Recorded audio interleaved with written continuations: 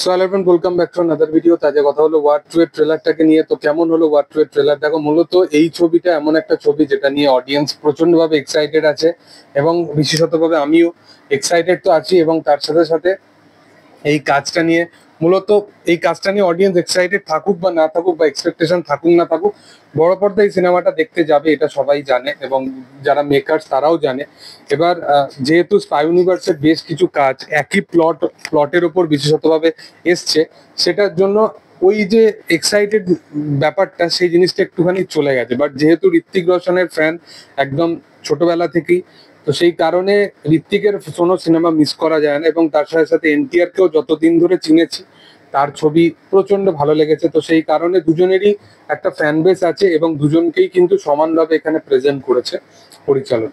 তো কেমন হলো ওয়ার পার্ট 2 এর ট্রেলার, সেটা নিয়ে কথা বলবো। দেখো, এখানে কিন্তু অ্যাকচুয়ালি যে গল্পের মেন যে টুইস্ট অ্যান্ড টার্ন ব্যাপারটা, সেটাকে কিন্তু এখানে পুরোপুরি লুকিয়ে রাখার চেষ্টা করা হয়েছে। তারপরেও কিছুটা দিক থেকে বোঝা যাচ্ছে যেখানে অ্যাকচুয়াল যে গল্পটা হতে চলেছে, সেখানে হচ্ছে যে আশুতোষ যে রানা ক্যারেক্টারটা প্লে করছে, সেই চরিত্রটাকে আমরা একটুখানি ডিফারেন্ট চরিত্র হিসাবেই দেখেছি এখনো পর্যন্ত। বাট এই চরিত্রটা কোথাও গিয়ে আমার মনে হয় কোনো অ্যান্টি ক্যারেক্টার হিসাবে থাকতে চলেছে, বা এই ক্যারেক্টারটাকে নিয়ে কোথাও গিয়ে একটা এক্সপেরিমেন্ট সামথিং কিছু করা যেতে পারে। এবং সেটাই মনে হয় এইখানে একটা টুইস্ট গল্পের মধ্যে রাখা হয়েছে, যেটা এখনো পর্যন্ত রিভিল করা হয়নি।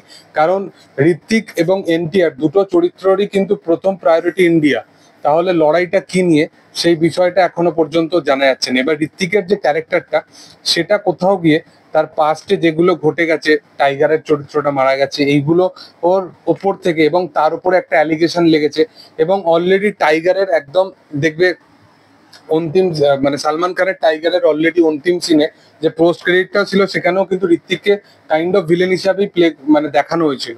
তো মূলত সেই জিনিসগুলো কোথাও গিয়ে মাথায় রেখে বোঝা যাচ্ছে যে এই ক্যারেক্টারটা একটা পাস্টের কোথাও গিয়ে একটা ট্রমার সাথে ভুগছে, এবং সে নিজের অস্তিত্ব মেটানোর জন্য সে বাইরে বাইরে ঘুরে বেড়াচ্ছে। এবং এখানে এনটিআর এর ক্যারেক্টারের যে ভয়েস ওভারটা, সেইটা আবার ডিফারেন্ট ভাবে প্রেজেন্ট করা হচ্ছে, যেখানে সে ক্যারেক্টারটা নিজেকে স্ট্যাবলিশ করছে।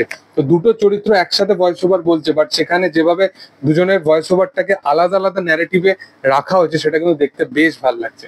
এবং পার্টিকুলারলি অনেকগুলো এখানে অ্যাকশন সিকোয়েন্স আছে, যেগুলো দেখে বেশ ভালো লাগছে। এবং মূলত যে জায়গায় ট্রেলারের মধ্যে, যেখানে ফাস্ট পেসের মধ্যে প্রচুর এগোতে থাকে ট্রেলারটা, সেখানে দেখবে যে একটা ট্রেনের সিকোয়েন্স আছে, একটা ওয়াটার সিকোয়েন্স আছে, একটা প্লেনের মধ্যে একটা সিকোয়েন্স আছে। তো এরকম মাল্টিপল অ্যাকশন সিকোয়েন্স আছে। এবং একটা জায়গা আছে যেখানে ঋত্বিক এবং কিয়ারা তাদেরকে রোম্যান্স করতে দেখা যাচ্ছে, এবং আর একটা জায়গা আছে যেখানে ঋত্বিক এবং কিয়ারাকে তাদেরকে একসাথে ফাইট করতে দেখা যাচ্ছে। তো এখানে কোন ক্যারেক্টার কিরকম হতে চলেছে, সেগুলো এখনো গল্পে মেনলি তারা টুইস্ট অ্যান্ড টার্নটাকে লুকিয়ে রাখার চেষ্টা করেছে। এখনো ট্রেলার দেখে যেটা বোঝা যাচ্ছে যে ঋত্বিক রোশন অ্যান্টি হিসাবে থাকতে চলেছে, এবং ওই যে বানি কাপুরের সাথে যে জিনিসটা হয়েছিল, সেই জিনিসটাই কাইন্ড অফ এখানে হতে চলেছে। তো এখানে মাল্টিপল থিওরি উঠে আসছে। তবে আমার মনে হয় যে সিনেমাটা বড় পর্দায় গিয়েই আমার মনে হয় যে টুইস্ট অ্যান্ড টার্নগুলো এনজয় করা উচিত।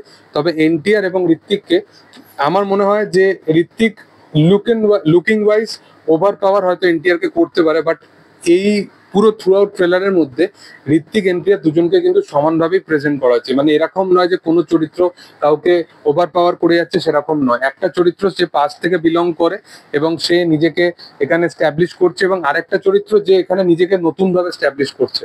তো এবং কিয়ারার যে চরিত্রটা, সেটাও যে কতটা ইম্পর্টেন্ট, সেটাও কিন্তু তোমরা ট্রেলারটা দেখলে বুঝতে পারবে।